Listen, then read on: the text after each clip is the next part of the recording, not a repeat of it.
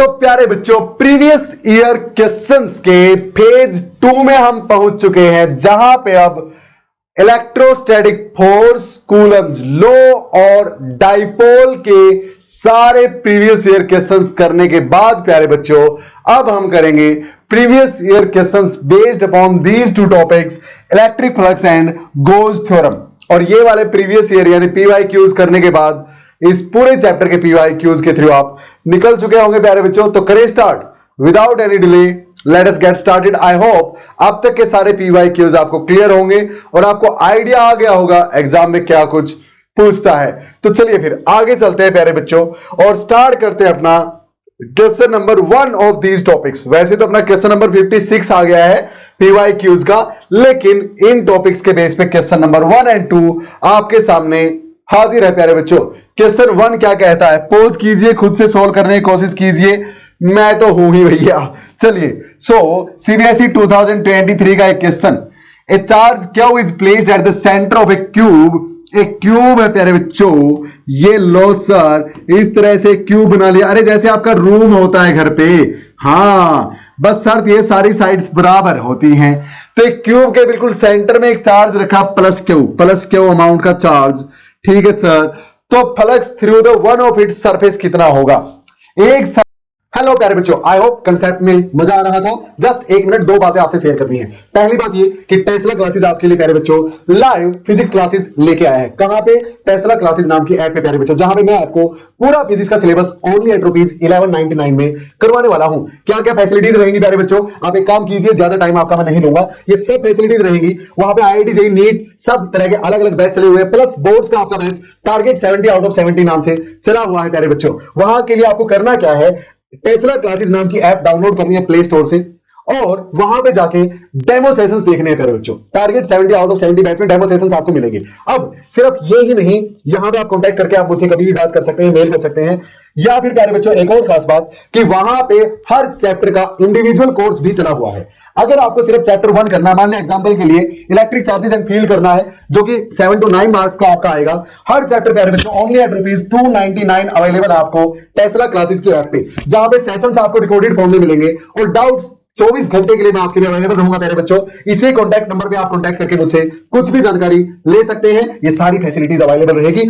बस आपसे रिक्वेस्ट एक है कि अभी जाइए टेस्ला क्लासेस नाम की ऐप डाउनलोड कीजिए और वहां पे किसी भी बैच का, किसी भी चैप्टर का डेमो सेशन देखिए और मुझसे बात कीजिए। See you soon in the next one. अपने कंसेप्ट को कंटिन्यू रखिए प्यारे बच्चों। इसके थ्रू निकलने वाली लाइंस कितनी होंगी प्यारे बच्चों? टोटल फ्लक्स प्लस क्यू कितना जनरेट करेगा? That is equal to the charge enclosed by में एप्सिलॉन नॉट, इतना होता है। हाँ, तो इस रूम से अगर मैं इस रूम के सेंटर में प्लस क्यू चार्ज रखता हूं प्यारे बच्चों, तो टोटल लाइंस इस चार्ज से निकलेंगी क्यू बाय एप्सिलॉन नॉट। अब इस रूम में हर दीवार में से बराबर नंबर ऑफ लाइंस निकलेंगी ना? हाँ, तो कितनी दीवारें हैं रूम में? 4, तो ये और एक ऊपर और एक नीचे, 6 हो गई टोटल।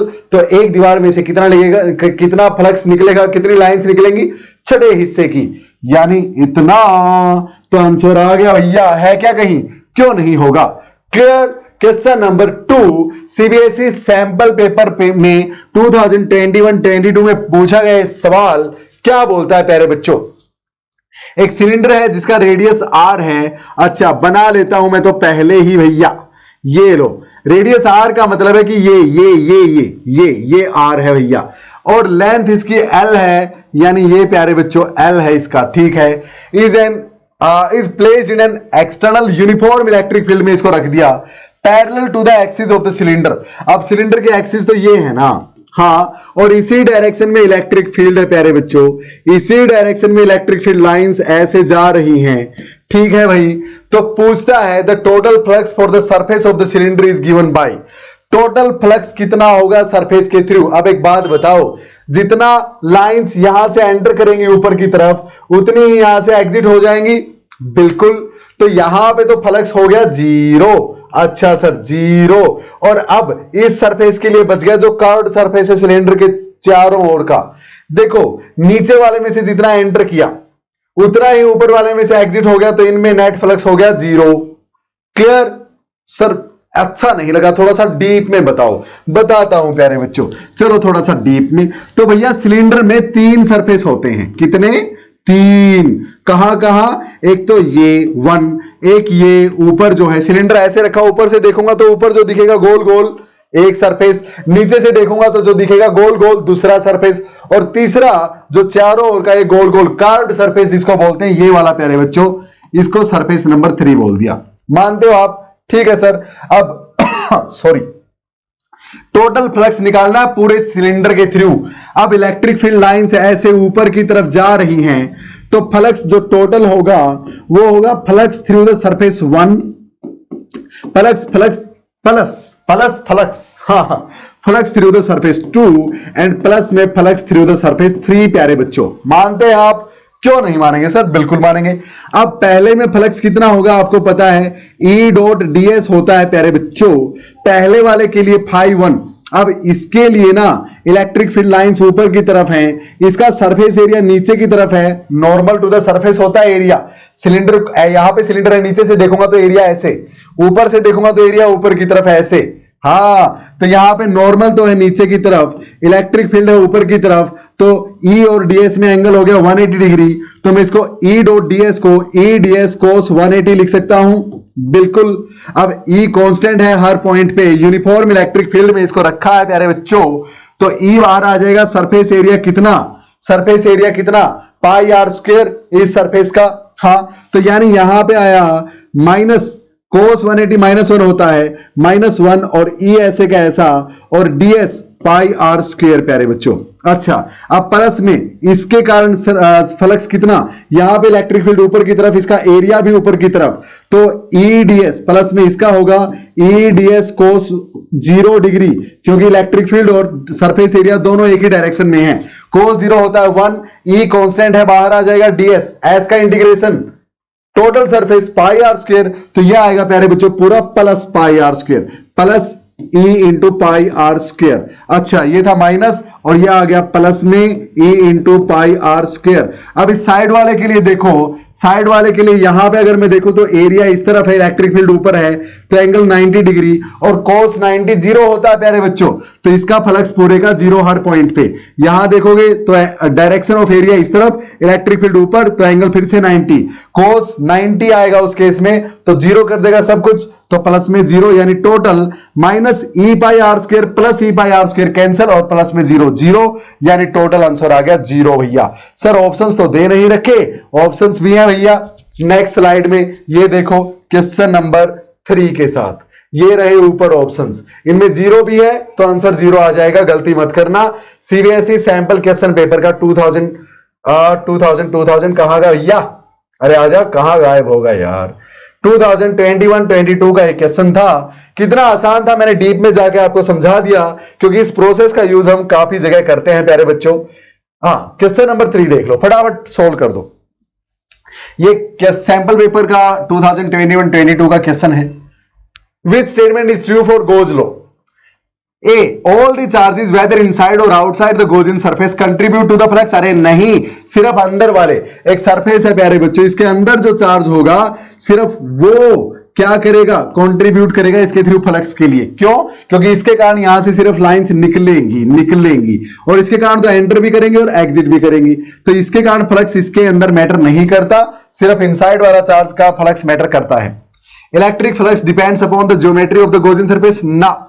अगर ये सरफेस छोटा होता तो इसके अंदर जितना चार्ज है 2Q है प्यारे बच्चों, या फिर इतने में Q चार्ज है, तो सरफेस का, गोजिन सरफेस का शेप जो मर्जी हो, उस पे फ्लक्स डिपेंड नहीं करता भैया, चार्ज की वैल्यू पे डिपेंड करता, चार्ज एनक्लोज कितना है।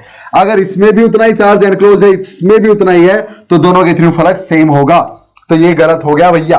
Goes theorem can be applied to non uniform electric field.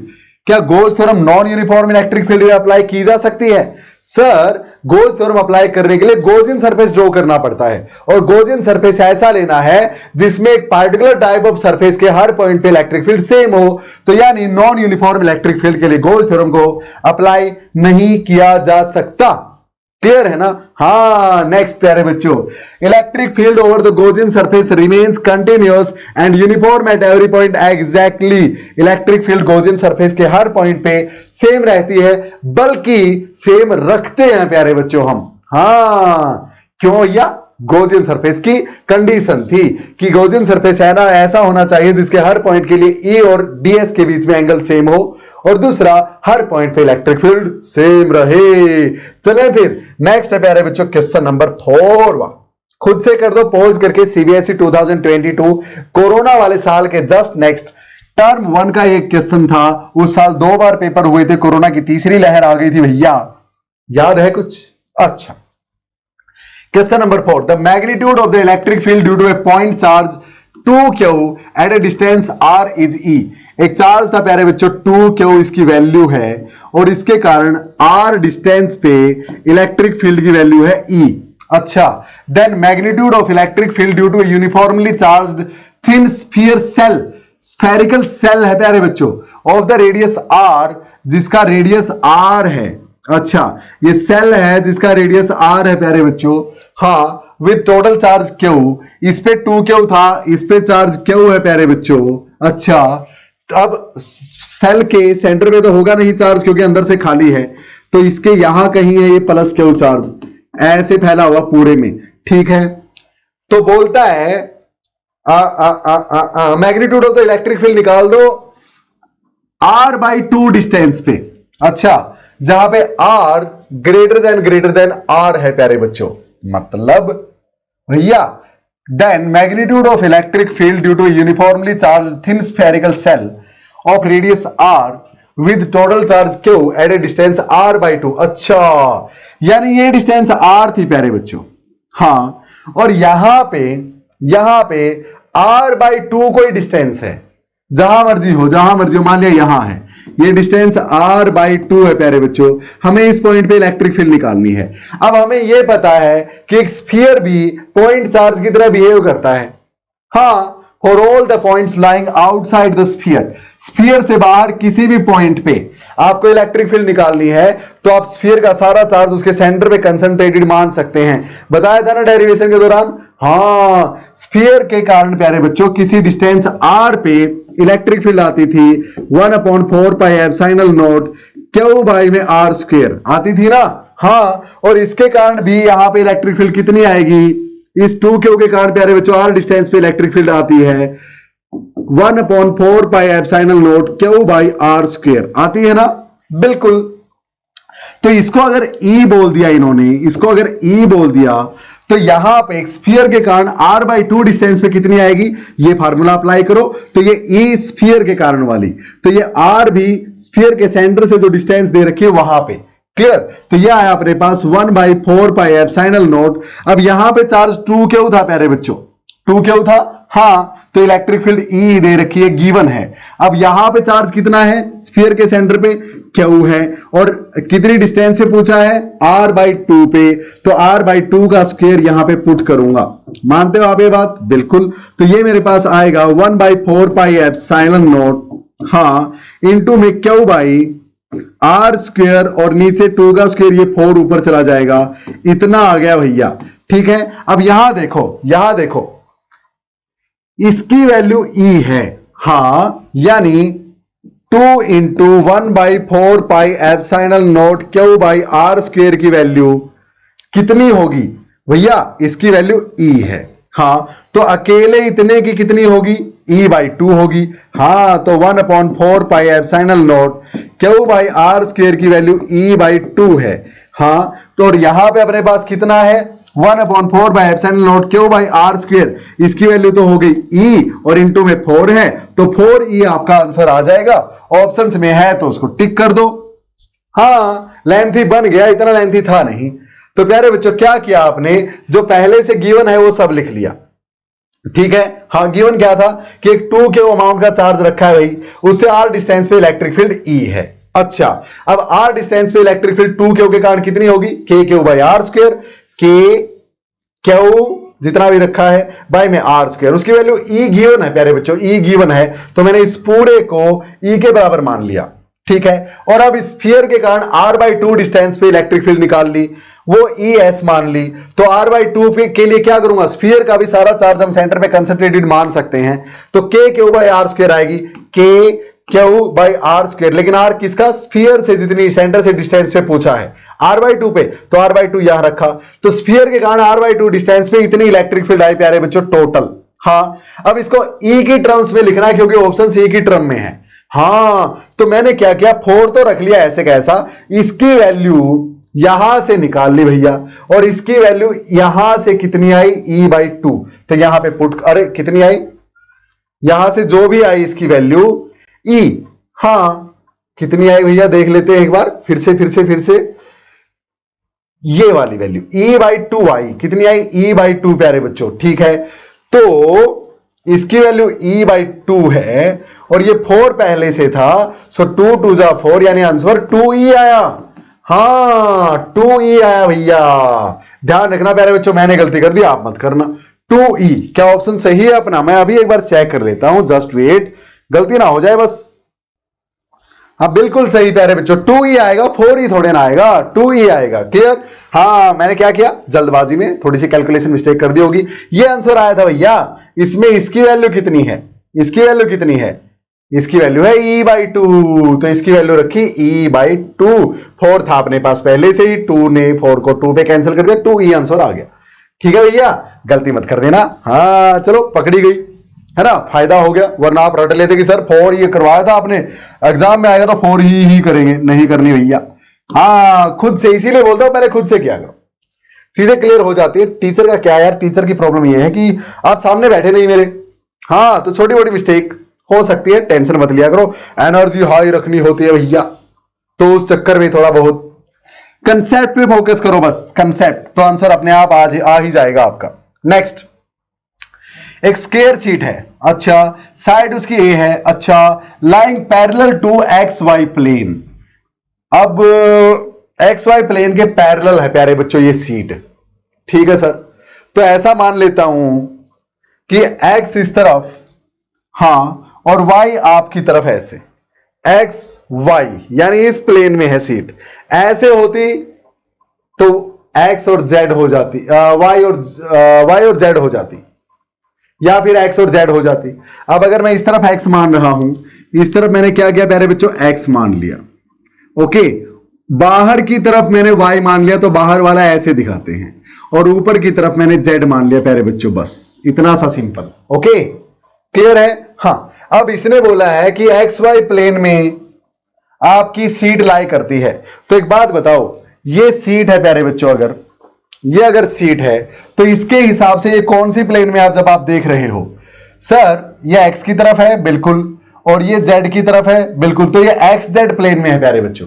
अब मैं इसको ऐसे रख दूं तो देखो ये एक्स की तरफ है बिल्कुल, और ये वाई की तरफ है ऐसे, जेड की तरफ तो ये बिल्कुल भी नहीं है ऊपर की तरफ ना, है ना। तो ये अब एक्स जेड प्लेन में है प्यारे बच्चों, सॉरी एक्स वाई प्लेन में, एक्स वाई प्लेन में। तो क्या आपको पूरी दिखेगी एक्स वाई प्लेन में ना, ऐसे दिखेगी साइड से।